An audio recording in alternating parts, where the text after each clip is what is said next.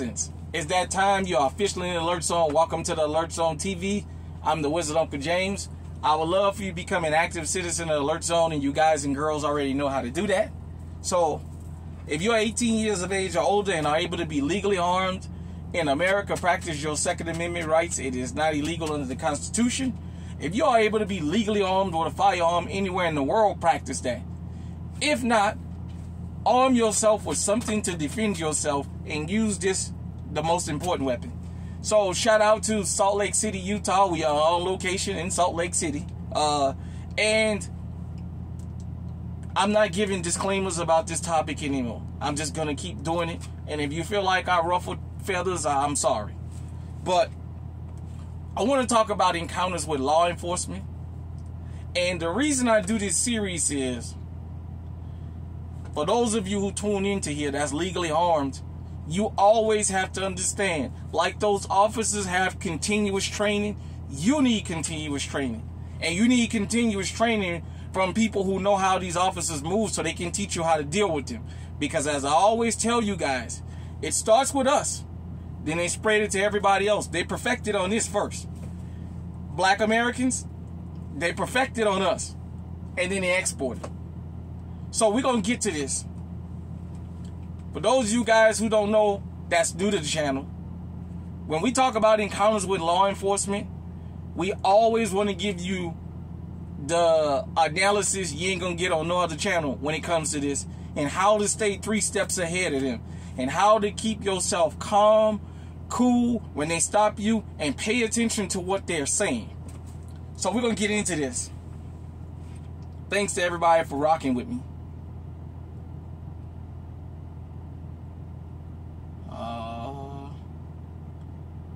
Sorry about that, everybody. I had the article pulled up here already. I'm pulling the article up now. This is fair use. This is per Fox News, Seattle.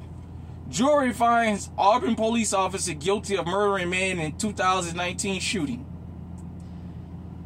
Auburn, Washington. An Auburn police officer was found guilty of unnecessarily using deadly force when he shot and killed a man outside a convenience store in 2019.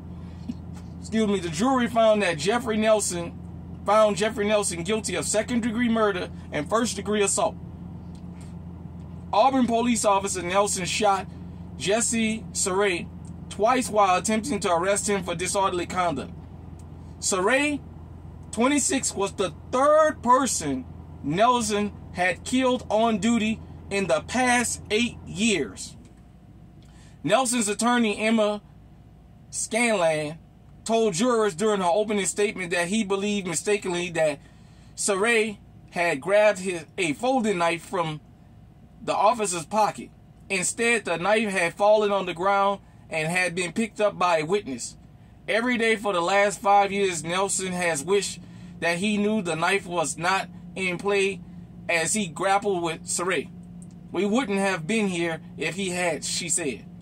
The case is the second to go to trial since Washington voters in 2018 made it easier to charge police officers by removing the standard that required prosecutors to prove they acted with malice. Now prosecutors must show that the level of force was unreasonable or unnecessary. In December, jurors acquitted 3 Tacoma police officers in the 2020 death of Manuel Ellis. Saray, who was homeless and had struggled with his mental health and substance use, had reportedly been throwing things at cars and creating a disturbance, though not threatening anyone.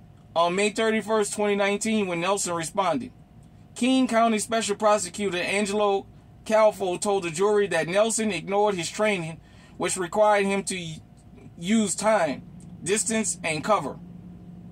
Cardinal rules of the de-escalation and officer safety. Instead of waiting for backup, Nelson grabbed Saray from where he had been sitting on the pavement and drinking from cups that had been thrown away. Instead of keeping his distance and using cover, he approached Saray and stood over him, Calfo said. When Saray failed to comply with Nelson's commands to put his hands behind his back, Nelson grabbed him and started wrestling with him and punching him. Nelson shoved him against an icebox, pulled out his gun, and shot him in the abdomen, Calfo said. Not to excuse Mr. Saray's conduct, he should have complied. Calvo said, but a police officer should use his training to avoid these need to use force. That's not what happened. Saray slumped on the ground, reclining backward. Nelson then cleared a jam round out of his gun, glanced at nearby witnesses, turned back to Saray and shot him again, this time in the forehead. Video of the encounter shows, like the first, Calvo said the second shot was unjustified. He could have done a million things other than shoot this man in the head. Nelson's attorney told the jury that he will testify during the trial. He has been waiting for 5 years to say exactly what happened on that day. Scanlan said, including feeling during the struggle that Saray had grabbed for his gun. Nelson said in a written statement after the shooting that he believed Saray had a knife and posed a threat before the first shot, and that Saray was on his knees in a squatting fashion, ready to spring forward before the officer fired again. Nelson has pleaded not guilty to charges of second-degree murder and first-degree assault. All right. That's the furthest I'm going to go. You guys can continue reading the article if you like. Now, like I said, this happened in Washington State. We're going to cover a couple things about this and why this is important. It took to 2018 for the voters to change the laws that say make it easier to be able to prosecute officers that break the law. They went from having to prove malice, which is sometimes hard to prove unnecessary use of force, which is why this officer was convicted. When I tell you guys and girls that we as law-abiding citizens that's legally armed have to always understand how these things work, because that could have easily happened to one of us. And for those of you, whether you know or not, or you might go see the article or the YouTube video, the victim in this case wasn't black. So, I know the assumption in these cases is usually that it only happens to black people. This guy, I can't tell if he's Pacific Islander. I don't know what he is, the victim. But he's not black. I know that much. And that's significant because when you go and you hear these type of things, people think about black people resisting arrest. That's all you ever hear. Well, he should have complied. He should have complied. Let me explain something to you. Law enforcement around this country are armed to the teeth. You go outside of America, you don't see every cop in a foreign country armed like here. You can go in the smallest, littlest town you want in America, and it can be one cop, and he or she is going to be armed to the teeth. In Mexico, where they're fighting the cartels, you got officers that walk around literally with no weapons. All they have is a radio and their feet to run with. Straight up. Nevertheless, when law enforcement pull you over, you don't know who's behind that firearm. You don't know who's behind that badge. And it must have been really bad for the voters, which the black vote is not significant in Washington State before anybody think about that. For the voters of that state to vote to make it easier to charge law enforcement officers. It must have been really bad that they had to put this on the ballot and finally get this passed.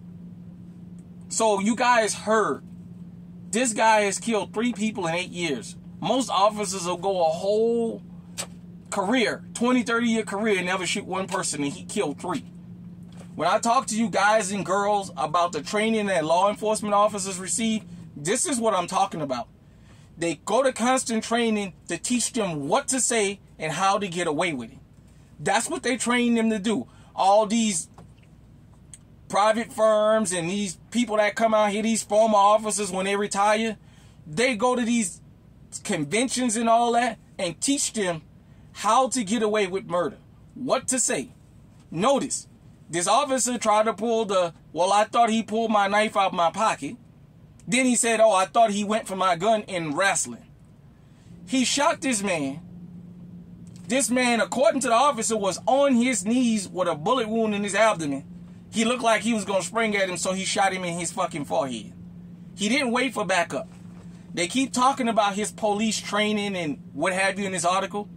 They do what they're trained to do. You can't have an officer kill 3 people in 8 years and he don't be trained to do that. He's trained to do that, and usually, I was afraid for my life gets them off. That's the usual thing. The fact that this happened at a convenience store and his own video didn't help him out. It took 5 years to convict this man. So that tells you what kind of a fight behind the scenes that the police department was putting up in the city. It took 5 years to convict this man of something he did in 2019.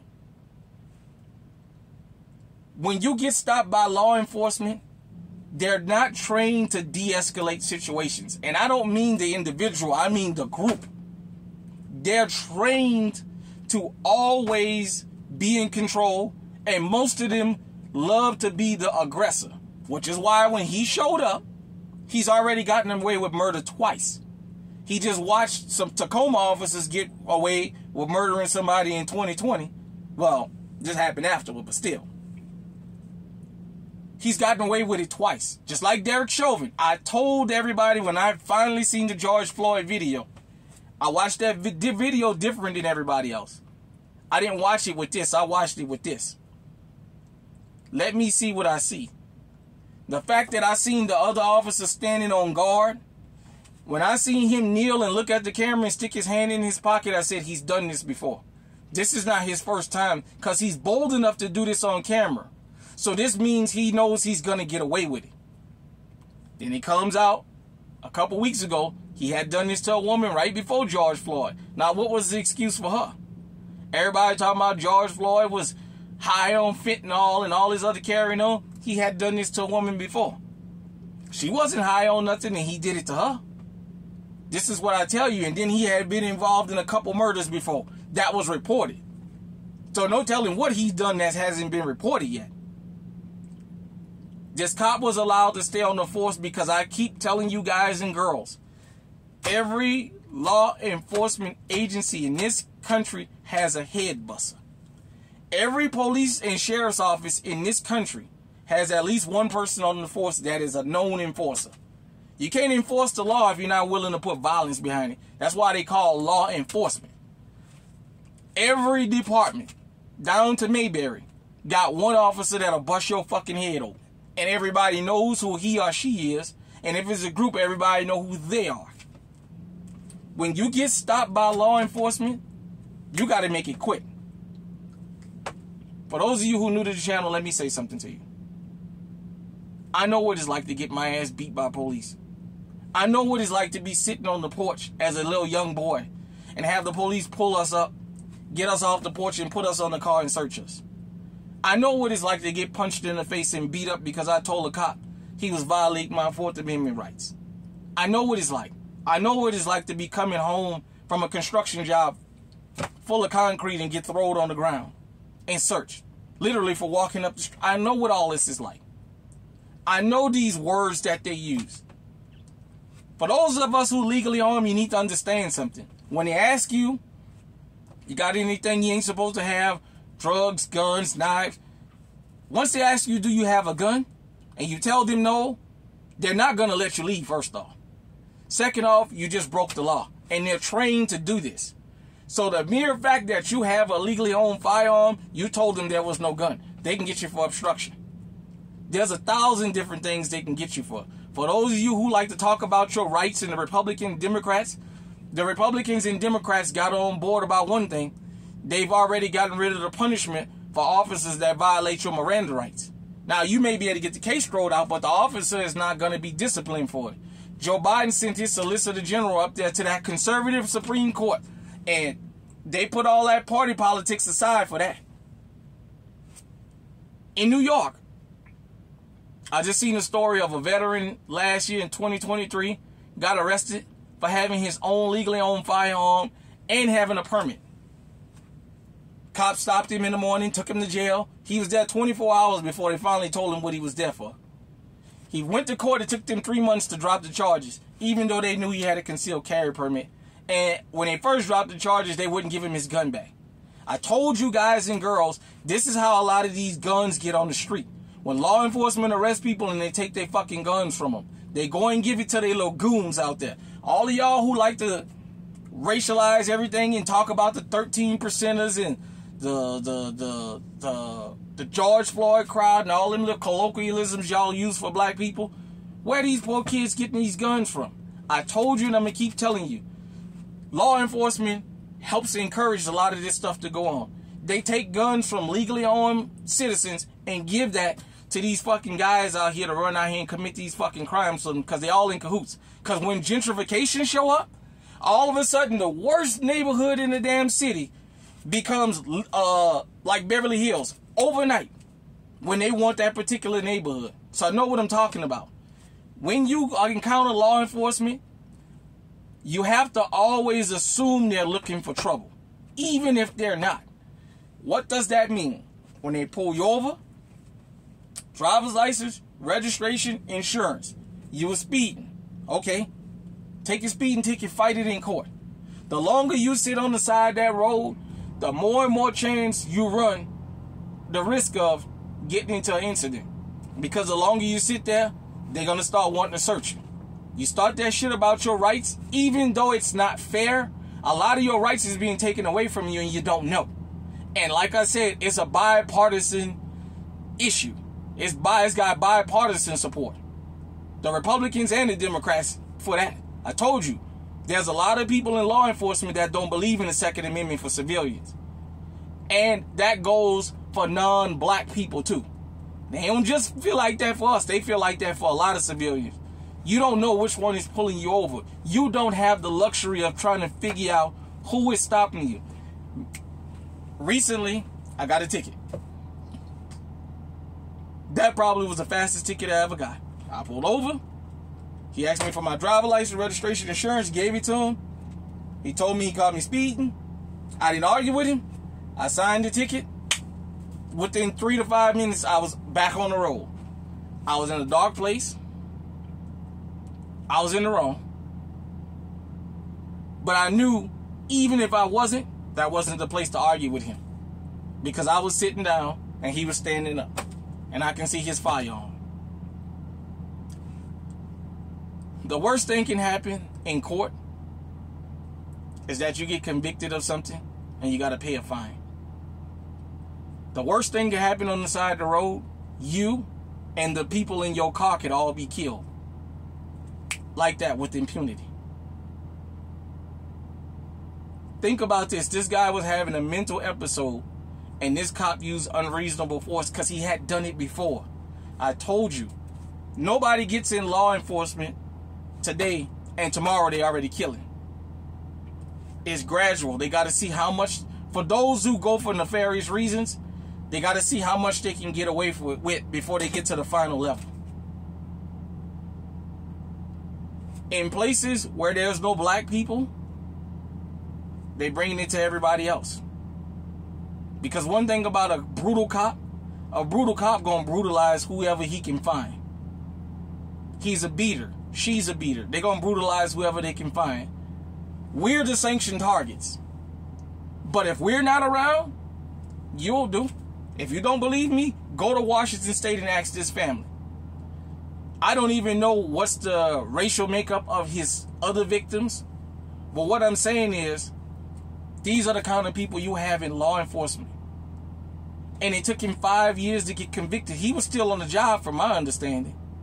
They didn't take him off the job after this happened, because they called him officer when they was getting ready to read the verdict. When you encounter law enforcement, I told you, and I'm going to continue to tell you, they're trained to escalate. They're not trained to de-escalate. The honest ones will tell you, oh, if it's a mental issue, mental health crisis, don't call me, because I'm not a crisis guy. That's not what I'm here for. Shout out to the police department in Marshalltown, Iowa, where I live, because somebody I know had an incident of somebody having a mental episode in a wellness check. Law enforcement came, said a couple words, and they left and sent somebody that specializes in that didn't have a badge and a gun, because they said we don't deal with that. I respect that. If you know you don't deal well with people having mental issues, let somebody else that does deal with that, deal with that. But at the end of the day, Just like you got serial killers out here in the civilian world, you got serial killers in law enforcement uniforms. And you don't never know when you're going to run into them. Because they don't say I got serial killer written on my forehead. I told you guys, everybody has what they think the look of a serial killer is, which is why serial killers are so prolific and can get away. Because it's always the guy and girl sitting next to you in public that you conversate with that turns out to be serial killers. Not these images that they put in your head. Make your encounter with law enforcement as quick as possible. The worst thing you can lose in court is money. On the side of the road, you can lose your life.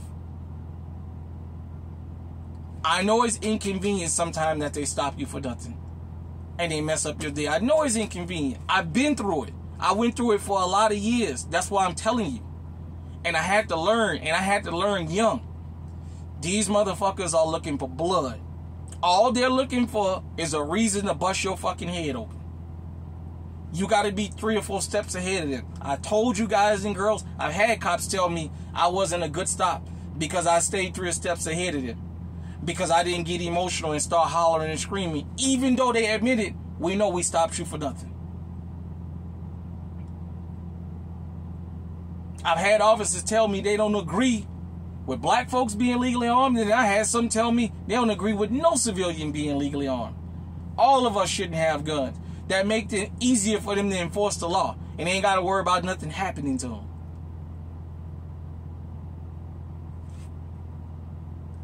Well, this what happened in Washington is happening all over the country. It's been happening all over the country.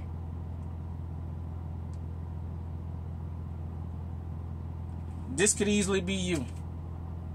Something simple as disorderly conduct.